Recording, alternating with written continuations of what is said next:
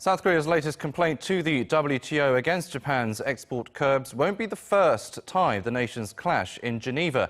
Our Bo-kyoung looks at the dispute settlement process as well as previous cases between the two sides. Before countries involved in a trade dispute go through the settlement process, WTO encourages the parties to consult with each other. As such, Korea will officially ask Japan for a bilateral consultation.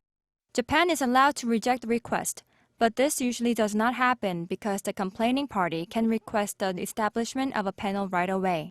The members of the panel are decided within a month, and most of the times it is comprised of 3 trade experts. The panel examines the dispute, and its deliberation can last 6 months on average. The examination period varies depending on the dispute. After the examination is over, the parties need to submit the panel report to the Dispute Settlement Body, or DSB. If the DSB approves and adopts the report, the DSB will extend a set of suggestions to the party receiving the complaint, followed by a report of how it plans to implement the DSB suggestion. This whole process usually takes about 15 months, but it becomes longer if any party appeals, dragging the dispute for more than 3 years or longer as the appellate body reviews the case.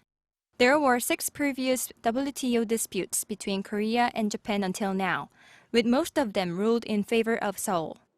Out of those 6, 4 of them were concluded and 2 are still in progress.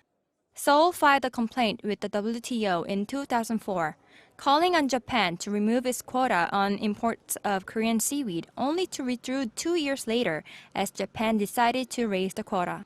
In 2006, Japan imposed tariffs of 27% on DRAM made by SK Hynix. Yet, WTO ruled in favor of Korea and Japan had to lift the tariffs. In 2015, Japan again filed a complaint, claiming Korea's ban on imports from its Fukushima region is against international trade agreements. However, WTO again took Korea's side this year May. Among the concluded cases, the most recent one was in 2016. Korea imposed anti-dumping duties on air pressure control valves, and Japan filed a complaint saying it is violation of WTO regulations. According to a report disclosed by the WTO appellate body on Monday this week, Korea have won the major issues. The 7th WTO dispute might take a long time to settle, as Japan is still refusing to back down in its export restrictions on South Korea, supporting its decision on unfounded statements related to its national security. Bo-kyoung, Arirang News.